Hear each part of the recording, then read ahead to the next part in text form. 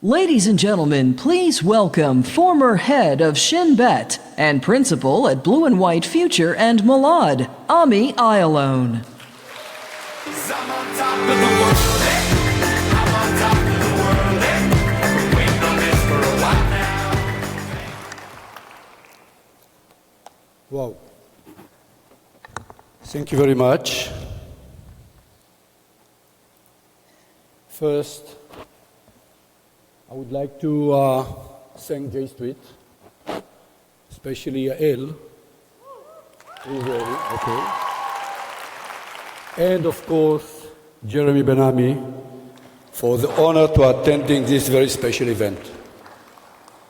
I've known Jeremy and J Street for many years, probably from the very beginning, and value your great commitment to Israel's future.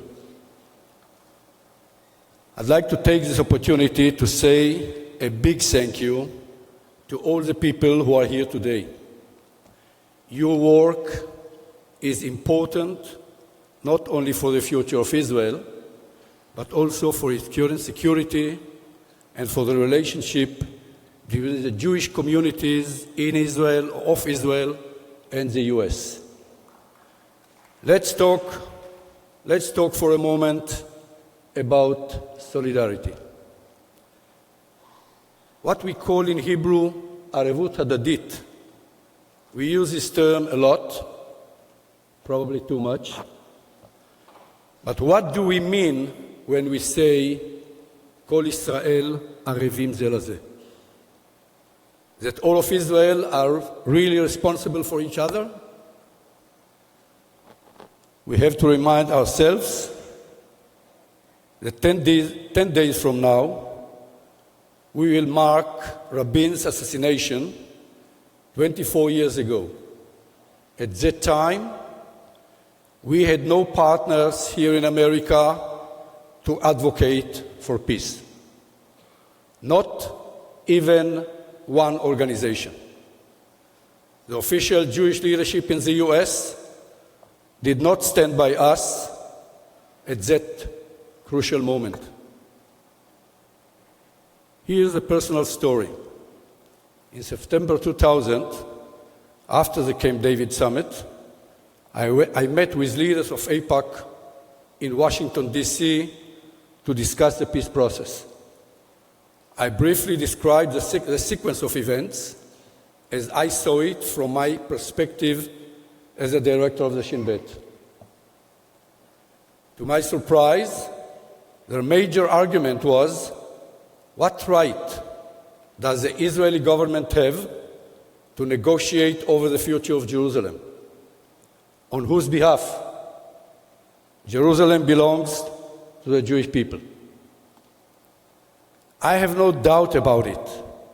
Today, to advance any peace initiative that will ensure a Jewish, democratic, and safe Israel, we need partners.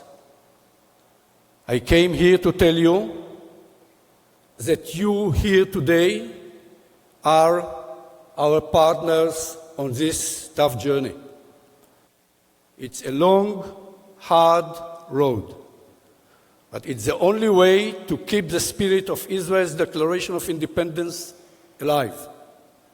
The vision of a country that is Jewish, democratic, and safe. I admire your courage and determination to fight with us for this goal. I was part of Israel's defense community for most of my life. As a combatant, as commander of the Navy, and as a director of the Shin Bet. I lost friends in battles. I sent soldiers to war. Some of them never returned. My experience is that leads me to say that the continuation of the occupation is the single greatest threat to Israel's safety and to our existence as a democracy.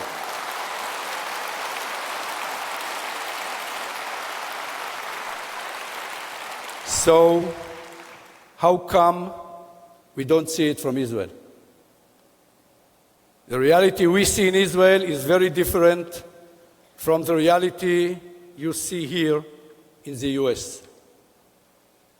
The reality in our eyes in Israel is of an ongoing war that began probably when the first Zionists came or made Aliyah in the late 19th century. This war has never stopped. Israelis believe we are fighting for Israel's existence as an independent country. We fight enemies who do not accept our right as a people to live in a nation state. We believe that we are fighting a just war of defense, and the world refuses to acknowledge that. But what you see from here, from the outside, is us fighting two separate, totally different wars. The first is indeed a just war. It is a war for the establishment of and protection of Israel within the 1967 borders based on international resolutions in the spirit of our Declaration of Independence. You correctly observe and you say that we have won that war. How come? Why did we win? Look at the series of events that took place from the late 1970s to the early new millennium. First, the peace with Egypt. Then the Palestinian Declaration of Independence, which recognized the right of the Jewish people to a state. Then the peace with Jordan. And finally, in 2002, the Arab League initiative that ended the long-standing refusal to recognize our right to a country. But we in Israel, we do not see that. And we continue to fight a second war. A war in order to expand our border to the east, to build more settlements, and to prevent the establishment of a Palestinian state next door. That second door is not a just war. It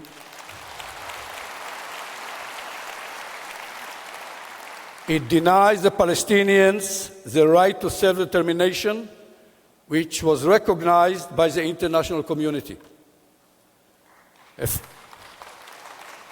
a former commander of the Navy and director of the Shin Bet, as a person who fought in too many wars, as someone who represents the views of a vast majority of the IDF top command, past and present, I tell you today that the second war, the unjust one, cannot be won with force alone. There is no military decision in this war. That is why, unless we choose a totally different approach, this war will continue for generations to come. It will lead to more violence and terror. After we beat Hamas and Islamic Jihad, we will face ISIS. And after that, who knows what will come. But I can assure you, it will definitely be more extreme, more extremist. This second war, to expand our borders, will isolate Israel even more and increase anti-Semitism around the world. But the most important thing, the most dangerous thing, is that this war will be the end of Israel as the founding father of Zionism envisioned it. I'm here to tell you that the question of which war we are sending our young men into is tearing Israeli society apart. I realized it only since the moment Rabin was shot in the square. You see that reality. We in Israel refuse to see it. We cannot see it. We are too close to the events. We are in too much pain to see clearly. We still use the language of guilt, not of responsibility. We need you by our side on this long and hard road. We need you to tell us the truth, the way you see it. So when we say, Kol Yisrael Arevim Ze Lazeh, which means all Israel are responsible for each other, we are in a way saying, you have the right. And in times of crisis, like today, when you see the writing on the wall, and we do not or cannot, you also have the duty to stand up and tell us your truth. This is the real meaning of mutual responsibility. Thank you very much.